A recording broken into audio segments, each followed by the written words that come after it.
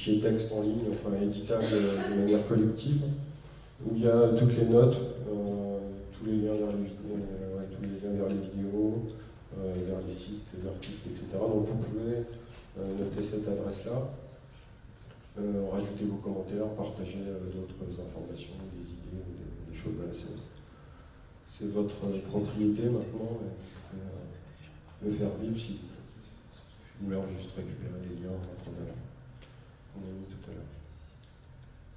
Moi, je me posais une question sur tous ces projets, c'est super intéressant, mais pour la plupart, soit ça reste éphémère, soit c'est pas dans un usage courant, c'est-à-dire repris par une ville ou une région ou autre.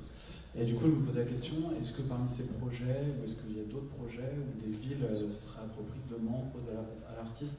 Parce que notamment quand je vois le jeu du Pong au passage piéton, ça c'est le type de jeu qui pourrait plaire par exemple à une ville telle que Nantes ou des villes dynamiques, mais est-ce qu'il y a des projets qui sont, qui deviennent véritablement populaires, c'est-à-dire qui sont vraiment installés et pas juste dans le cadre d'une présentation artistique, voilà, qui a un côté fonctionnel derrière. Je me pose la question en fait. Celui qui je pense est le mieux implanté, c'est sans doute les Dead Drops. Après, ça reste en effet quand même restreint à certains publics. Après, en termes de mobilier urbain, je suis pas sûr que. Alors, le Pong, a priori, c'était un projet artistique à la base, il y a une société derrière qui s'est créée, un studio de design. Et donc, je pense qu'ils commercialisent. Pour le reste, dans ce qu'on a vu, non, je pense pas qu'il y ait des choses qui soient utilisées de manière commerciale. Il y a peu d'exemples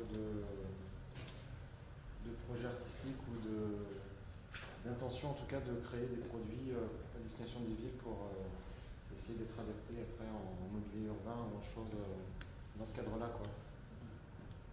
Ce qu'on nous a montré en plus, c'est des projets vraiment qui sont purement artistiques, mais des fois l'artistique est souvent rattrapé par le commercial, et après des bonnes idées qui peuvent être artistiques peuvent après se retrouver dans un produit commercial ou être remixé pour être fabriqué après en grande quantité. Donc peut-être que dans tout ça ou dans d'autres projets, il y a peut-être des petits trucs qui permettent après aux fabricants de faire des choses. Il y a une citation qui est passée il n'y a pas longtemps sur Twitter, je ne sais pas si elle date de nous, qui disait les artistes sont le département R&D des agences de com, en fait. Donc, ils puisent leurs idées. C'est pour rebondir sur ce que tu as dit. Il me semble qu'il y avait, je ne sais plus la société, c'est la société qui s'occupe ça doit être Judeco, ça doit être un concurrent qui a mis en place comme ça un système de jeux disponibles en ville. En fait, il y a une sorte de tablette, mais un grand écran en fait qui était disposé pour des gens pour jouer sur des parcs. En fait, il y avait des jeux d'échecs, des sudoku. Alors, je me souviens pas de jeu, mais je me souviens d'un agribus comme ça, un peu expérimental à la Bastille, je crois, où il y avait un écran tactile. On pouvait consulter des infos, et il y a 3-4 ans.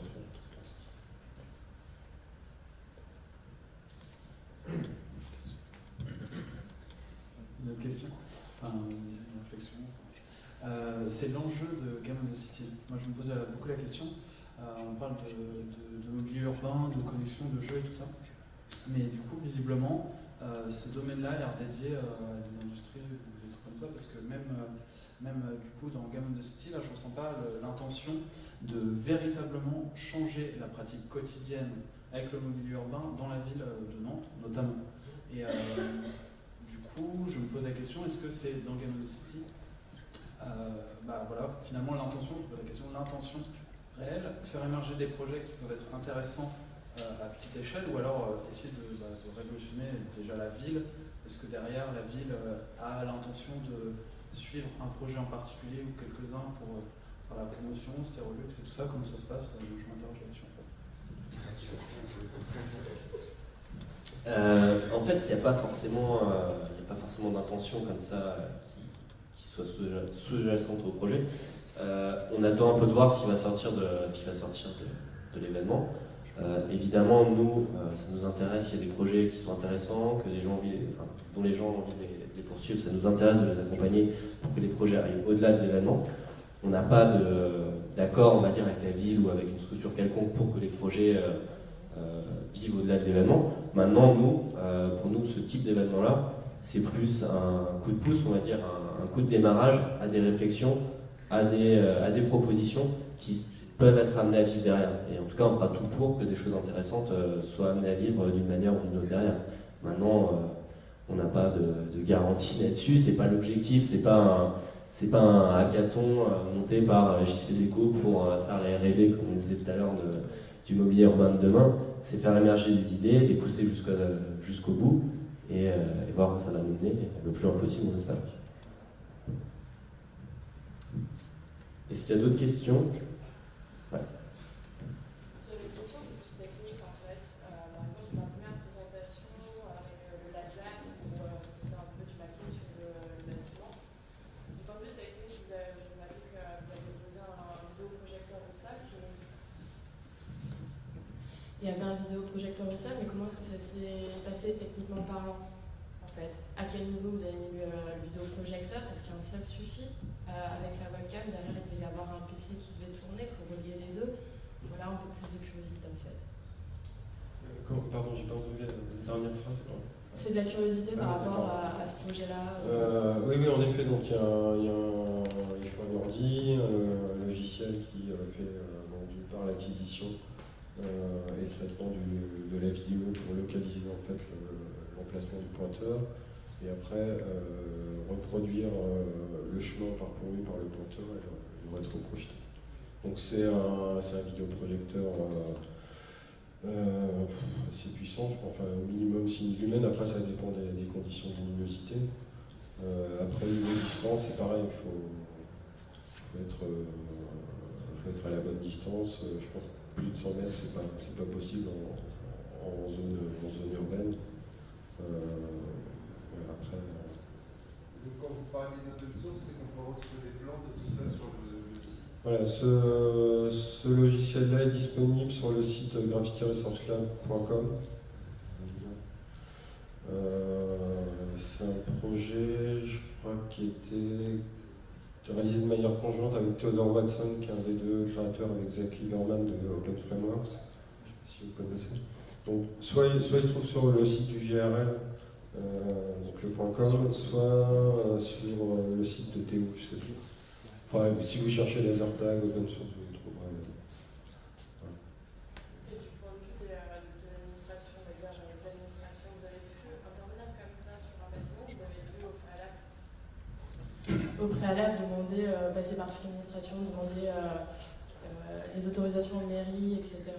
Pour le LaserTag notamment. Alors en fait, ça c'est pas un projet du GRL France, c'est un projet du GRL initial, donc celui qui a été créé aux États-Unis. Je crois pas qu'ils aient demandé d'autorisation, je crois parce qu'on voit à un moment donné une voiture de police arriver. Enfin voilà, c'était pas vu sur la vidéo, mais je crois que ça figure sur la vidéo. Ça peut être problématique le laser tag parce que ce type de laser est interdit et de plus en plus parce que ça a été utilisé pour pointer sur des avions en fait au moment de l'atterrissage ou du décollage, donc c'est pas très bien. Donc voilà, après c'est possible d'en acheter. Il faut être vigilant quand vous l'utilisez parce qu'un pointeur comme ça dans l'œil, ça peut abîmer la rétine. Après, si on parle juste en termes de vidéoprojection, je pense pas qu'il y ait de législation particulière, même si vous créez un attroupement dans la mesure où vous n'avez pas invité les gens à venir, enfin sauf si vous le faites, inviter les gens à venir, il n'y a pas besoin de faire de déclaration à la préfecture ou autre, pourquoi vous avez rassemblé 200, 300 personnes. Donc je pense pas qu'il y ait de problème à ce niveau-là. Ça dégrade pas, c'est propre. Bon, après, si vous voulez voler de l'électricité en bidouillant une prise en bas d'un poteau, vous le reprochez aussi. Bonjour. Moi, je suis votre travail depuis plusieurs années. Je fais du graffiti depuis 15 ans. Et vous utilisez le terme graffiti, donc il n'y a pas de dégradation. Ça peut être bien ou pas bien, mais moi, pour moi, le graffiti, c'est politique. Enfin, c'est un acte politique en tant que tel, hein, même s'il n'y a pas forcément des propos dans un premier temps. Et là, tout ce que je vois, c'est plus lié à l'art qu'à un rapport appropriation en tant que tel. Par exemple, l'anti-pub, voilà, il y a des choses qui pourraient se faire avec la technologie que vous connaissez. Et c'est voulu ou c'est parce que vous ne voulez pas avoir de problème avec la justice ou... Disons que l'idée qu'on a, c'est surtout de créer des prototypes, des outils, de les rendre disponibles. Tout ce qu'on publie en fait sur le site du GRL, soit GRL France ou les autres, c'est documenté, c'est des éléments qui permettent à quiconque de réutiliser, de refabriquer en fait. Donc on peut en effet, comme sur la vidéo du NTQ, l'imprimante, faire des choses dans la rue qui peuvent être répréhensibles, mais c'est pas ça qu'on met en avant. On met surtout en avant le fait de créer des outils qui permettent de réaliser en effet avec la publicité ou autre à grande échelle, qui veut bien les utiliser. C'est pas, on fabrique pas des trucs, on se les garde pour nous et puis on laisse là. Donc c'est comme les fabricants de bombes de peinture.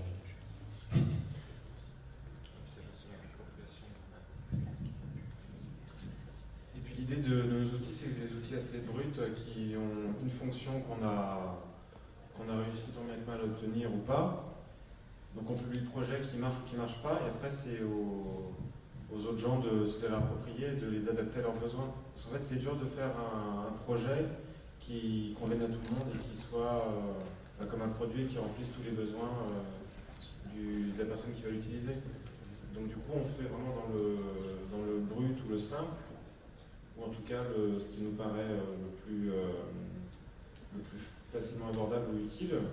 Et après, c'est charge à celui qui veut l'utiliser d'en reprendre possession et d'arriver à faire quelque chose qu'il veut utiliser, dont il a vraiment besoin. Et c'est pour ça que du coup, on propose gratuitement tous nos projets, enfin tout au moins tous les plans et les codes, pour avoir ce côté libre et ce côté justement, fais-le toi-même, mais fais-le comme tu veux le faire en fait. Pour revenir sur ce même projet là, d'imprimante à graffiti, ça a été repris par un artiste hollandais, je crois.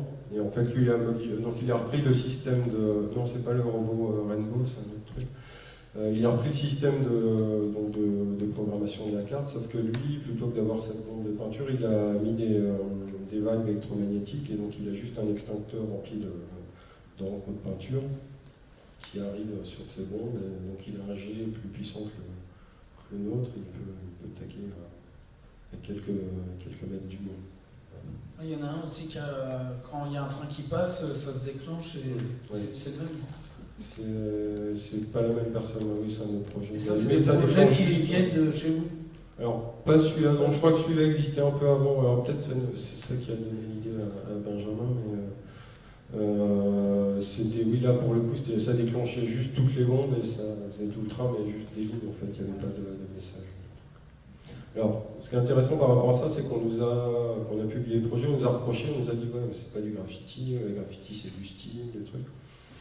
Chaque artiste a son style. Mais ça peut avoir un côté intéressant aussi d'avoir un truc formalisé, c'est-à-dire qu'à partir du moment où on l'a publié, si d'autres s'en servent, comme c'est fait, donc tout le monde peut le fabriquer, c'est pas forcément nous qui auront fait ça, on anonymise un peu, on efface les traces sans effacer la peinture.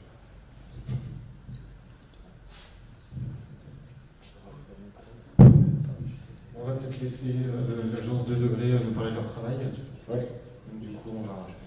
C'est bon, vous avez noté l'adresse du pad pour ceux qui veulent les récupérer, je peux...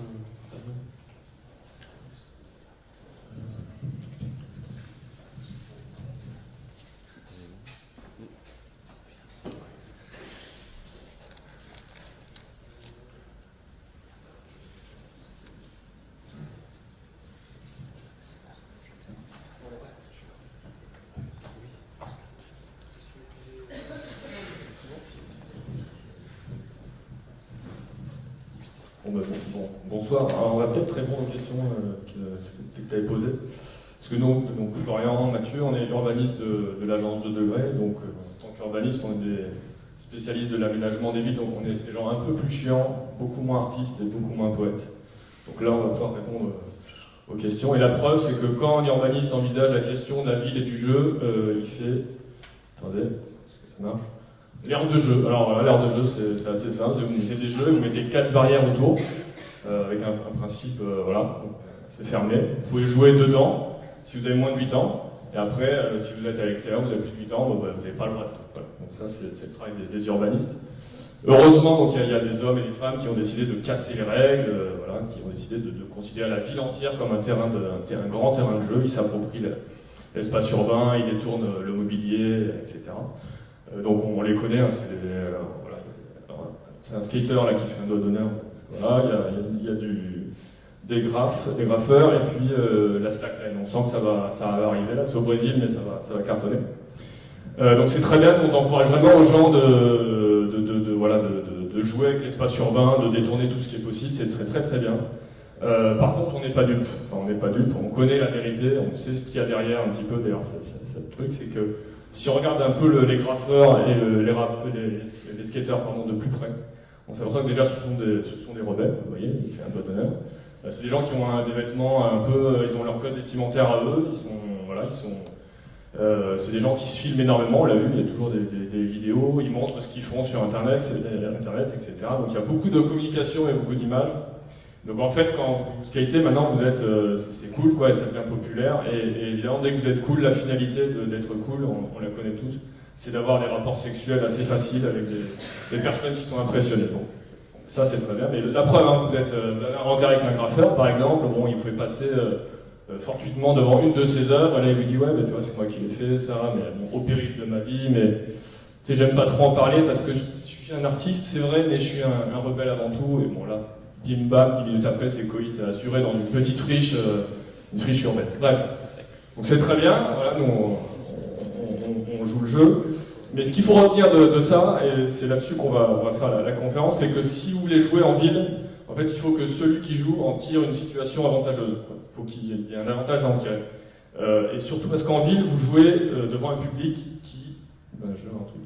qui n'est pas du tout venu pour vous voir. En fait, il passe par hasard, d'un coup vous jouez. Alors il y en a qui accrochent, il y en a ils en ont rien à faire. Donc c'est vraiment la règle qui est un peu compliquée. Et si vous jouez en ville, vous êtes tout seul à passer pour un con devant plein de monde qui sont pas là pour venir vous voir ça, vous n'allez pas vous amuser longtemps. Donc là, on va faire une conférence effectivement sur les conditions un peu pour le rapport au public, en fait. Voilà. Ce qui nous semble important quand on joue en ville, c'est le rapport au public et un peu les situations dans lesquelles on peut jouer dans de bonnes conditions. Donc effectivement, on a voulu insister sur cette phrase parce que la notion fondamentale, c'est le rapport au public. Mais pour que vous compreniez mieux, on va passer par un certain nombre de biais.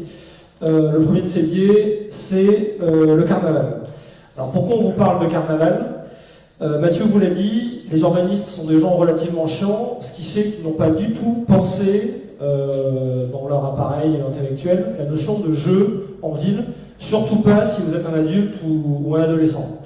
Alors heureusement, comme on a bien fait nos devoirs, il y a quand même un ouvrage dans lequel, donc ça s'appelle City of Quartz, c'est un ouvrage de Mike Davis à propos de Los Angeles, dans lequel on a trouvé succinctement la notion d'espace carnavalesque, qu'il utilise à propos de Venice Beach et de Hollywood Boulevard.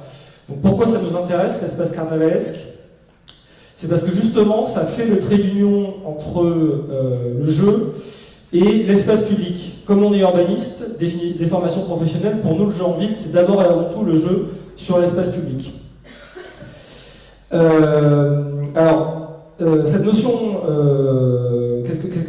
à quoi ça renvoie ? Donc ça renvoie comme ça à des lieux où les gens se regroupent, sont là pour se montrer, se déguisent. Ça, c'est Venice Beach. On a trouvé une simple recherche internet, on trouve tout un tas de gens de cet acabit. Donc là, je suis désolé, mais il est déguisé quand même. Et surtout, c'est un endroit où les gens s'amusent. à tel point que on a fait la recherche, on a fini par trouver une image du vrai carnaval de Venise, et on n'a pas tellement compris la différence avec ce que ça a l'air d'être au jour le jour. Alors, ce qu'il y a à retenir de ces espaces carnavalesques, c'est que ce sont des espaces publics généralement centraux, passants, relativement ouverts, et en tout cas agréables. Donc typiquement, ce sont les rues commerçantes. Ça va être des espaces dégagés dans les grandes villes. À Paris, c'est le Trocadéro, l'Esplanade de la Défense. Les gens, les skateurs ou les graffeurs n'hésitent pas à se montrer. Et ça, c'est relativement important parce que ça veut dire que c'est des endroits où, comme au carnaval, on ne va pas hésiter à pouvoir afficher son exubérance. Et c'est pour ça qu'on y va. Quelque part, c'est pour pas se prendre la tête sur le regard des gens.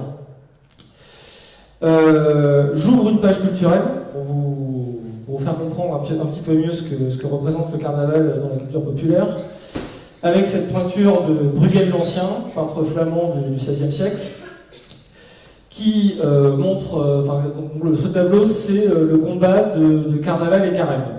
Donc carême, c'est une période de jeûne, de stricte observation des conventions religieuses, des conventions sociales, des valeurs en place. Et comme on s'embarque en 40 jours de carême traditionnellement quand on est chrétien, juste avant on a droit au Mardi Gras et on a droit au carnaval, qui lui, à l'inverse, donc les deux bonhommes, donc c'est carême ici avec toute sa procession de gens en noir, pas du tout rigolo, qui représentent l'ordre, le conformisme, et donc qui sont un peu chiants, et qui sont opposés dans cette peinture à carnaval avec sa procession complètement loufoque, donc qui représente la transgression et la remise en cause vraiment des valeurs et des hiérarchies sociales. Mais ce qui est important, et cette peinture elle est quand même là aussi pour le rappeler, c'est que cette transgression elle est temporaire, donc elle est encadrée, on a le droit de se faire plaisir, mais juste pour un temps. Ça veut dire que le carnaval a une fonction que Aristote, rien que ça, appelle la fonction cathartique. Ça permet de se purger de ses passions, tout ce qu'on réfrène en soi, qu'on a envie d'exprimer. À un moment donné, on va pouvoir le faire sortir et ne pas hésiter à l'exprimer. Donc la prochaine fois que vous voyez comme ça un homme sur une échelle qui tire des serpents avec un coup de bois sur la tête, pensez à Aristote, parce que ça veut dire que tout simplement cet homme est en train de se purger de ses passions. Alors, tout ça pour dire que le carnaval, concrètement, c'est un droit à la connerie. Et c'est intéressant parce que ça pourrait être une définition du jeu de manière générale. Finalement, quand des enfants jouent ensemble, s'inventent un monde, c'est quelque chose d'un peu con. Mais c'est des enfants, donc ils ont le droit. De la même manière, quand on perd toute une journée devant un jeu vidéo, il y a toujours un rabat-joie dans la famille pour nous dire quand même qu'est-ce que c'est que cette connerie. Et au fond de nous, on le sait qu'effectivement c'est de la connerie parce qu'on n'a rien fait de constructif, mais on s'est amusé, on s'est détendu, on s'est défoulé. Et c'est ça le plus important, c'est qu'il y a un droit à la connerie et on le prend. Et ce qu'on voulait vous montrer dans cette première partie sur le carnaval, c'est cette dimension du droit à la connerie, mais avec un rapport à l'autre, dans lequel le rapport à l'autre est relativement secondaire.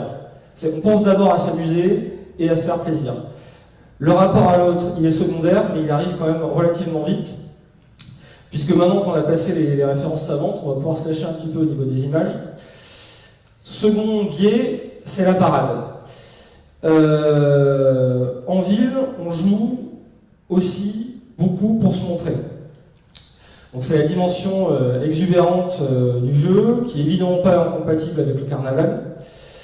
Et puis, donc n'oubliez pas, je vous ai fait remarquer que les espaces carnavalesques ce sont des endroits passants. Donc c'est des endroits où on joue le jeu, de se montrer. Et il ne faut pas être naïf, c'est un petit peu ce que vous disiez Mathieu tout à l'heure. Le jeu, c'est aussi un spectacle, c'est aussi destiné à se mettre en valeur.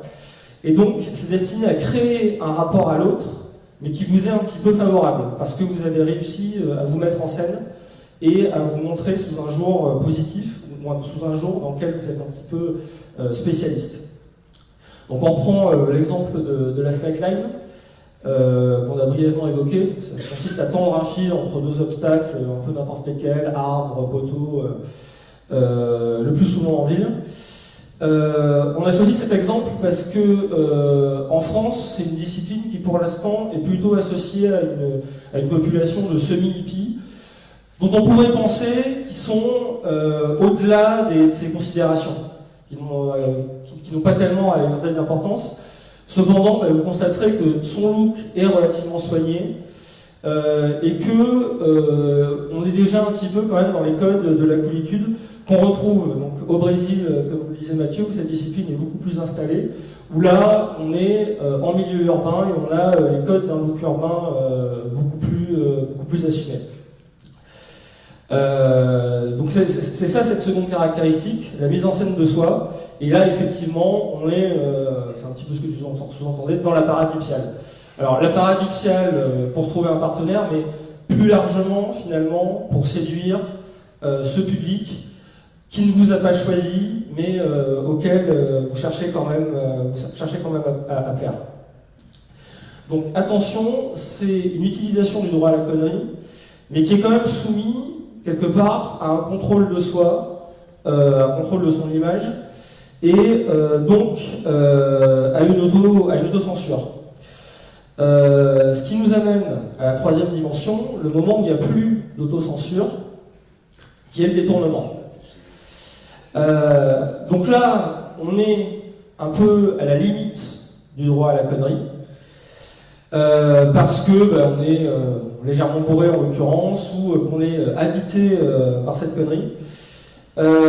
Et c'est à ce moment-là que les adultes vont jouer dans les jardins d'enfants, qu'on va voler un lama pour lui faire prendre le tram. En tant que Bordelais, on est très fiers de cette connerie. Et cette fois, là, on est vraiment dans la dimension subversive du jeu, puisque là, ça suppose créativité, une capacité à interroger les valeurs, même si c'est potage, même si c'est temporaire. Là encore, c'est pas incompatible avec le carnaval, puisque comme ça a la valeur de défouloir, on peut vous aménager ces moments où on est un petit peu limite et où on est dans le détournement. Donc c'est typiquement les grandes célébrations populaires, ça c'est des selfies des fêtes de Bayonne. Un moment où les gens n'hésitent pas à escalader des murs, des poteaux, tout ce qui leur tombe sous la main. Donc ce qui prouve que c'est un moment de connerie qu'on vous accorde, c'est le comportement des forces de l'ordre. C'est qu'au fait de Bayonne, ils viennent pas vous demander de descendre pour vous embarquer, ils viennent juste vous demander de descendre pour pas que vous vous mettiez trop physiquement en danger. Ça prouve que quelque part, ils ont des consignes disant qu'ils vous laissent faire. Mais voilà, retenez qu'il y a quelque chose quand même qui est plus de l'ordre du maîtrisable. Et donc le rapport à l'autre, fatalement, il est beaucoup plus périlleux puisqu'on ne se maîtrise plus. Donc c'est là que vous pouvez finir par passer pour un con. Donc vous dépassez la limite du droit à la connerie. Et c'est là que vous pouvez commencer à poser des problèmes aux autres, à les faire râler, à les faire se plaindre. Quelque part, c'est le moment où vous outrepassez le droit à la connerie. Donc ça, il faut en être conscient. Et en même temps, c'est peut-être un mal nécessaire pour arriver au coup de génie créatif, arriver à se rapprocher suffisamment de la limite pour faire un truc qui sort un petit peu de l'ordinaire. Le mot génie était vraiment approprié, quoi. Mesurer et pondérer. Donc on continue un peu plus dans le côté prospectif, notamment pour ceux qui vont devoir bricoler un jeu dans 2-3 semaines. C'est qu'aujourd'hui, une nouvelle donnée en ville, c'est ce qu'on appelait le jeu en ligne, mais c'est qu'en gros, vous pouvez jouer, mais sauf qu'à n'importe quel moment, il y a quelqu'un qui peut vous filmer avec son smartphone et mettre la vidéo sur Internet et diffuser la vidéo, etc. Et donc, en fait, on est en train de rajouter toute une couche de données par rapport à ce qui se passe en ville, donc numérique, etc. Et c'est très très bien. Mais du coup, ça veut dire qu'il faut jouer avec, quoi. Et donc tout cet univers numérique, donc les vidéos, etc., c'est important parce que déjà ça crée une mythologie autour d'un jeu, ça crée un univers, ça le diffuse aussi, ça rend accessible. C'est-à-dire que si vous êtes dans la rue et vous croisez par hasard quelqu'un qui fait de la slackline, vous n'allez pas d'un coup vous précipiter sur le mec pour dire je vais en faire aussi. Donc vous rentrez chez vous, vous allumez votre ordi, vous tapez slackline, vous trouvez des vidéos, en passant d'une vidéo, vous trouvez les gens qui font de la slackline dans votre ville, etc. Et vous arrivez à intégrer cet univers de jeu de manière un peu plus indirecte. Donc les données qui sont générées par le jeu en ville, c'est très important, et c'est d'autant plus important qu'en fait, avec les données, on peut jouer elles-mêmes. C'est-à-dire que les données, ça donne des faits, ça donne des chiffres, ça donne des classements, et donc à partir du moment où il y a des classements, en fait, il y a des rivalités, et donc on peut jouer là-dessus. On a pris un exemple qui est Runtastic, qui est l'application pour les gens qui font du jogging, en fait, où vous courez, et ça enregistre votre parcours avec votre performance, la vitesse, etc. Bon, aujourd'hui, là, c'est un usage un peu solitaire, mais on peut imaginer que si Runtastic, d'un coup, il décide de mettre sur la ville de Nantes toutes les données publiques et qu'elle fait le classement du meilleur coureur de la ville de Nantes, il y aura un classement chaque jour, on peut imaginer quoi, d'un coup, les gens ont envie de battre et d'être le premier, etc., et ça entraîne une dynamique de jeu. Du coup, on peut pousser plus loin, on peut imaginer qu'on fasse une statistique de tous les coureurs de la ville de Nantes, pareil, et qu'on les compare avec tous les coureurs de la ville de Rennes par hasard, et que voilà, il y a des statistiques comme ça, moyennes, et que juste avec des données, on encourage des rivalités entre villes, parce que c'est un peu l'essence même de l'humanité, de détester ses voisins. Et donc ces données seraient réactualisées tous les jours, et en fait voilà, on incite comme ça à ce que tous les Nantais ou tous les Rennais se mettent à courir un peu mieux pour battre le voisin d'en face, etc., et pour faire chier l'autre. Donc il y a ce système de rivalité entre villes qui peut exister grâce aux données. Et à chaque fois, les données, en fait, ça se percute, c'est que les gens ils courent un peu plus en ville, donc il y a toujours ce lien qui est important. On peut aussi imaginer, en fait, que... en fait, l'idée, c'est que les données, on recrée une salle d'arcade virtuelle. On imagine, pareil, on continue d'imaginer. Runtastic décide de faire un parcours sur Nantes et un parcours sur Rennes, voilà, hyper ciblé.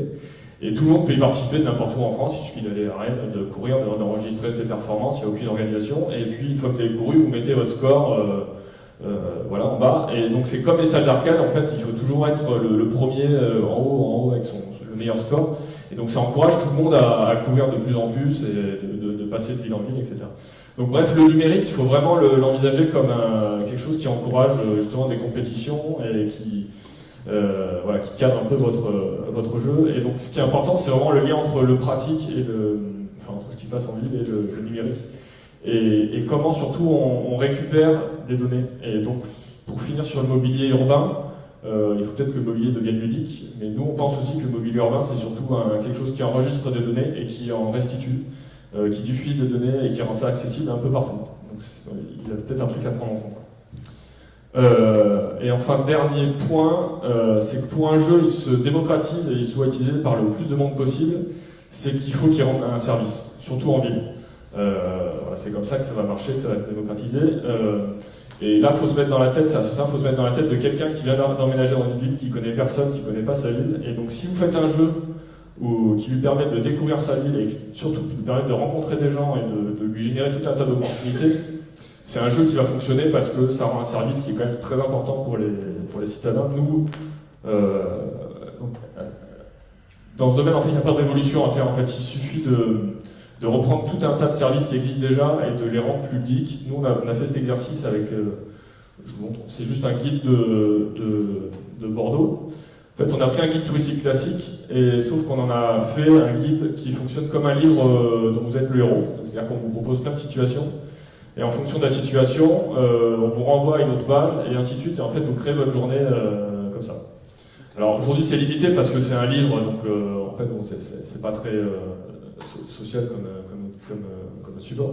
Mais on imagine que ça, si on le transpose sur une application, et que chaque soir, il y a une centaine de personnes qui sont connectées, et que vous leur proposez 15 lieux à faire, et chacun va choisir. C'est-à-dire que les gens qui vont faire le même choix, ils vont se trouver au même endroit, au même moment, et vraiment, ils ont quelque chose à partager. Du coup, ça crée des relations comme ça. Donc, il faut vraiment penser votre jeu, si vous voulez qu'il marche longtemps et qu'une commune à la limite veuille l'acheter, c'est qu'il faut que ça rende un service pour les citadins qui sont amenés à l'utiliser. Voilà. Donc voilà à peu près les 5 points qu'on voulait détailler pour ceux qui vont notamment fabriquer un jeu dans 2-3 semaines. Après, voilà, sur des questions un peu plus précises, on peut répondre. On vous laisse un peu en speed puisqu'il y a une contrainte technique, et donc c'est bon, s'il faut vous enfuir, vous pouvez récupérer le matériel et y aller.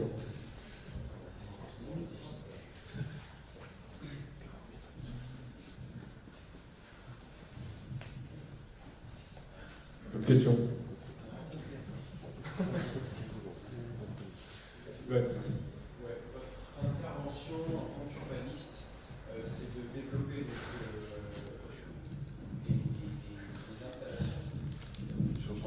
Votre intervention en tant qu'urbaniste, c'est de développer des installations et les mettre en place dans la ville, ou simplement des processus, soit par le biais de livres, ou par le biais d'idées, qui restent que des concepts, comme on peut le voir là, qui restent des concepts intéressants.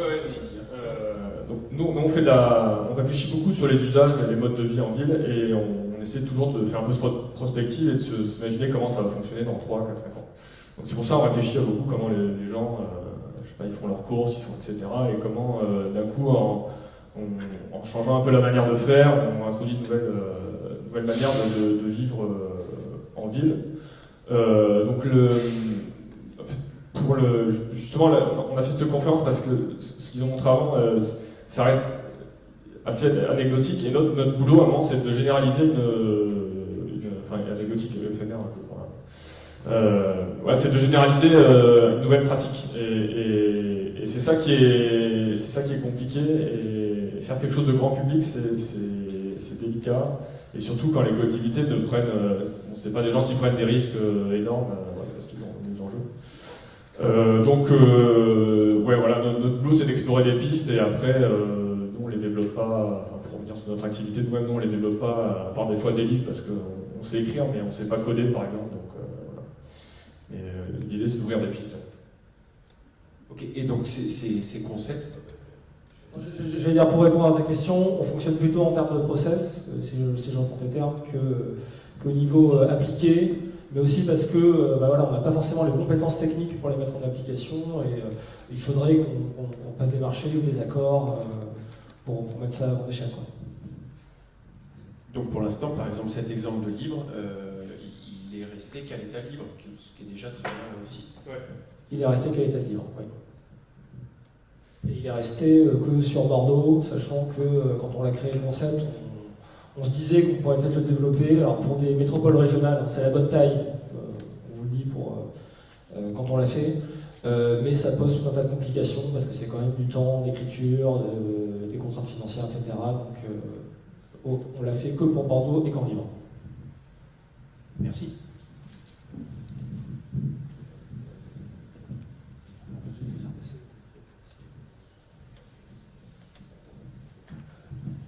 Moi j'ai plus une question par rapport à votre lien avec les collectivités, justement toutes vos idées, vos processus que vous essayez de mettre en place, toute votre manière de faire, les généralités que vous essayez d'installer. Comment vous les présentez aux collectivités, comment elles les réceptionnent, des choses comme ça, quel est votre lien en fait avec elles, que ce soit avec la communauté urbaine ou avec la ville de Bordeaux. Alors, on commence à peine à travailler avec eux. Ça a été un petit peu long, mais comme pour tout le monde, je suppose. On y est rentré souvent par des biais, à savoir que les techniciens urbanistes nous aiment bien. Donc, par le bouche à oreille, c'est bien diable, s'il n'y a pas un élu qui finit par avoir l'écho de notre existence. Alors, pas sur n'importe quel projet, sur des trucs un peu précis, où justement ils se permettent une marge de liberté, on a tendance à plus facilement faire appel à eux. C'est plutôt comme ça que ça se passe, donc c'est long, c'est laborieux, et heureusement, on a un site internet et une petite réputation, mais dans notre monde professionnel.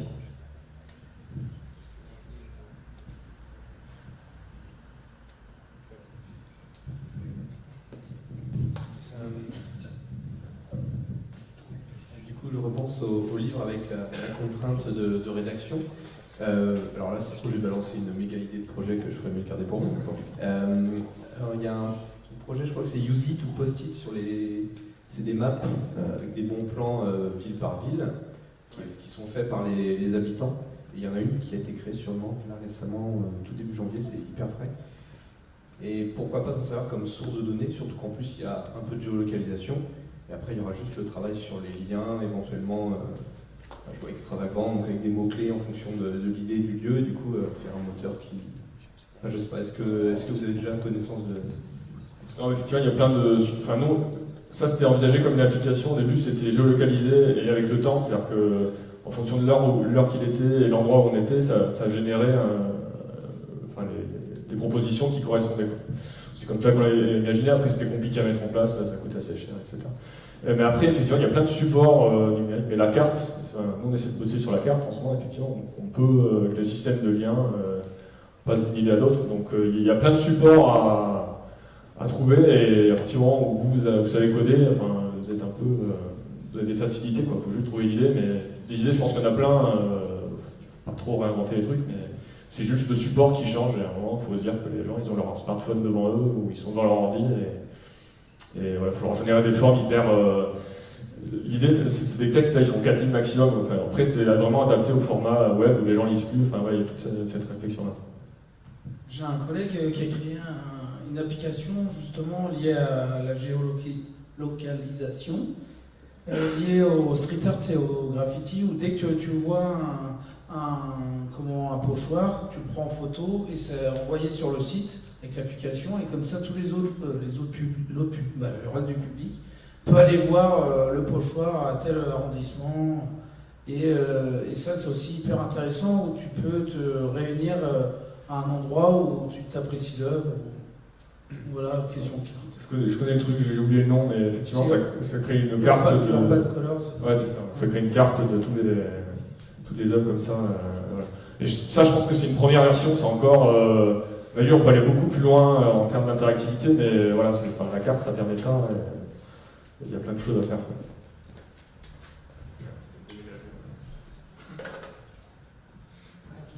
S'il y a d'autres questions, il y a des déménagements, mais on reste là un peu.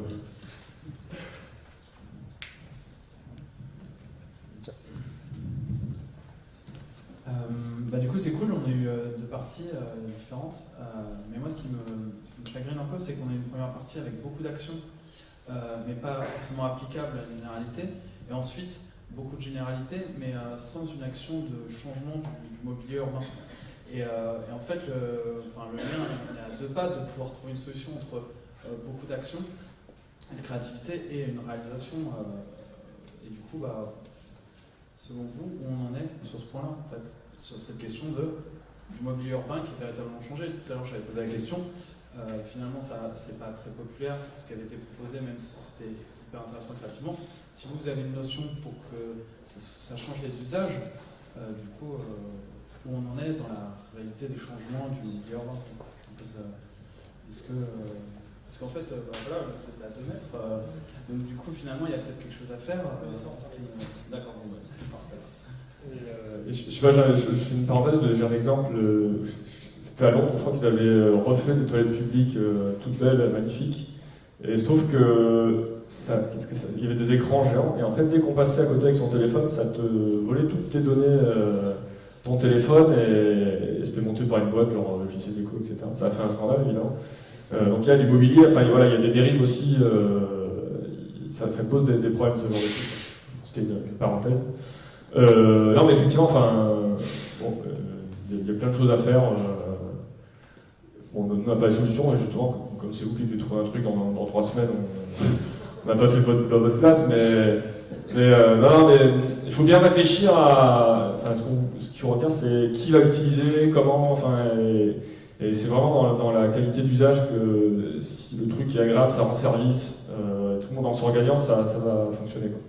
Après, sinon, le risque, c'est de faire quelque chose de plus anecdotique, qui va être marrant, il y aura la vidéo, mais ça va durer pas très longtemps, etc. C'est arriver à faire quelque chose qui vraiment, dans le design, s'insère vraiment dans la vie quotidienne et fasse rendre service, et en même temps, c'est un peu ludique. Je n'ai pas d'exemple précis, c'est vrai qu'on n'a pas fait cet effort, mais... À l'origine, dans la conférence, on devait centrer, donc justement vous faire un petit peu plus les points théoriques pour des raisons de calendrier. Moi, je dirais, pour répondre à ta question, aujourd'hui, il y a un vrai souci de pont entre les disciplines. Parce que donc, les designers urbains, ils ont besoin que des responsables techniques leur disent allez-y, faites ce type de projet, menez-le, ça m'intéresse, ou essayez de créer quelque chose. Et quand je parle de pont, dans le travail, parce que un certain nombre des choses qu'on a vues, moi je les avais déjà vues par ailleurs, enfin voilà, on sait que ça existe. Le problème c'est qu'on n'arrive pas à nous, urbanistes, à les faire travailler, eux, designers. À un moment, je crois qu'Antoine a employé le terme d'activisme. C'est l'inverse. Le problème, c'est que c'est de l'activisme, ce design, souvent. Et donc, il faudrait, pour que nous, on bosse avec eux, que ça n'en soit plus. Et ça pose forcément le problème de la décision politique, etc. Et il est là le biais aujourd'hui. Comme partie de solution, en tout cas, que je me trouvais, notamment sur Nantes, il y a eu la Digital Week en septembre, il me semble, si je ne me trompe pas, à Nantes. Et il y avait notamment le hackathon organisé par Epitech. Et ce qu'on est sorti, c'est un projet de rétroprojection d'informations via l'open data de la ville, destiné à traduire l'information de façon scénarisée, mais à traduire l'information en fait, et à donner de l'information réelle avec une interactivité, il y a de la Kinect 2.0 et tout ça. Donc là, il y a ce lien-là. Mais c'est vrai que nous, quand on a monté le projet, assez vite, on s'est dit, mais ouais, du coup, par rapport à la ville, est-ce que ça va changer ? Est-ce que même si le truc, on a eu le soutien du directeur qui nous avait dit que c'était un projet qu'il fallait continuer, et du coup, voilà, j'ai l'impression qu'il y a un réel blocage sur l'intégration d'un truc qui pourrait fonctionner dans la ville en fait. Une autocensure sur se dire, non, on va quand même pas changer la ville, vraiment, on en parle, c'est numérique, c'est cool, il y a de l'argent derrière, mais finalement on ne le change pas. Parce que des projets, je pense qu'il y en a, des gens qui se connectent et qui font des étincelles. Mais souvent, ce qui marche le mieux, c'est les concours, mais la limite, c'est qu'un concours, ça donne de la com, et des fois, on aime bien s'en tenir à la com. Voilà. Après, il y a des... Ah, pardon. Non, c'est bon, c'est pour toi. Après, il y a quand même dans la collectivité, il y a des services à la mairie, tu vas frapper, il y a des portes, il y a services culturels, où il y a plein de portes. Nous, avec notre collectif, ça fait longtemps qu'on bosse à Nantes et on est venu nous chercher parce qu'on faisait du graffiti, on avait un collectif et après, par la suite, on travaille régulièrement avec les collectivités. Après, les collectivités, il faut les orienter parce que sinon, ils font faire des trucs, l'éléphant, la grue, les trucs classiques, le pont de Cheviré, voilà. À un moment donné, on dit non direct, parce qu'on a une notoriété, ça fait longtemps qu'on est présent, et qu'on n'avait pas eu forcément besoin d'eux, mais ils voient qu'à un moment donné, il y a des peintures qui se font dans la rue, par exemple la peinture, hein, mais il y a plein d'autres disciplines, mais vraiment, il faut aller voir... dans les services et là il y a beaucoup là ces grands trucs de Johanna Roland où son mot c'est émergence, donc là il faut y aller. Là j'ai fait une réunion à la mairie hier où ça nous demandait à Pollen qu'est-ce que l'émergence et à un moment donné les politiques commencent à vouloir aider les différentes disciplines. J'ai une mauvaise nouvelle, je pense que tu vas devoir dessiner des éléphants et des grues si tu veux que ça marche. Ouais, je sais. Non, je sais bien, mais. non, mais c'est une bonne question, faire un truc grand public. Non, mais c'est un vrai enjeu, mais. Enfin, le jeu qui marche, c'est triste, mais c'est Candy Crush. J'ai jamais joué, mais je crois que c'est vraiment le jeu le plus simple, le plus con qui existe. Mais si vous voulez faire un truc qui marche, il faut faire très simple, en fait. Et faire simple, c'est compliqué. Et donc, moi, le numérique, il y a beaucoup d'enthousiasme autour de ça, mais ça part un peu dans tous les sens. Et bon, il y a du côté un peu événementiel, c'est marrant et tout, mais il faut faire un truc hyper simple, et pour faire un truc simple, il faut avoir une idée, c'est compliqué de faire quelque chose de très simple. Mais passer au grand public, c'est un vrai enjeu, et il faut accepter des fois de dessiner un éléphant. Mais il faut aussi éduquer le grand public. Il faut éduquer, oui, éduquer, après, non, il faut éduquer, mais... Sinon, on reste toujours dans les mêmes carcans, et on reste toujours dans les classiques, et au final, c'est ce qui est bon avec l'art en général, c'est d'ouvrir les yeux aux gens, et une fois qu'ils se sont intéressés et ont été éduqués, ils apprécient et ils y reviennent. Je pense qu'il y a plus un mec qui va faire fortune en dessinant des éléphants.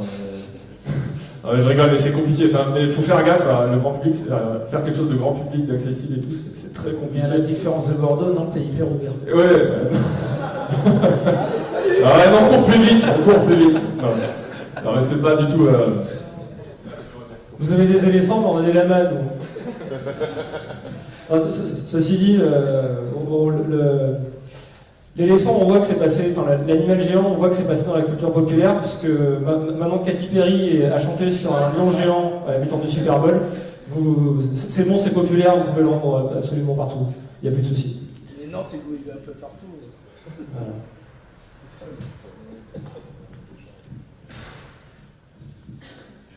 D'autres questions? Non. Bon, bah, je crois qu'on va s'arrêter là alors. Donc merci d'être venus, merci aux participants et puis ceux qui sont partis aussi. Merci pour eux. Merci pour eux. Voilà. Et donc du coup, on vous donne rendez-vous fin février, le 27 pour ceux qui participeront à Game of the City, et le 1er mars à 17h pour ceux qui voudront voir ce que ça aura donné. Voilà, bonne soirée, puis à bientôt.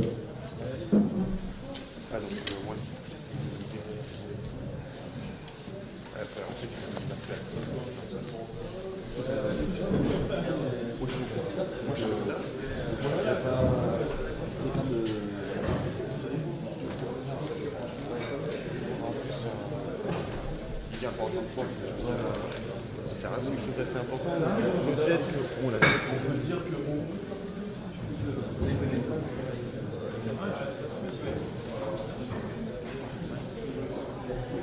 j'essaie de référencer.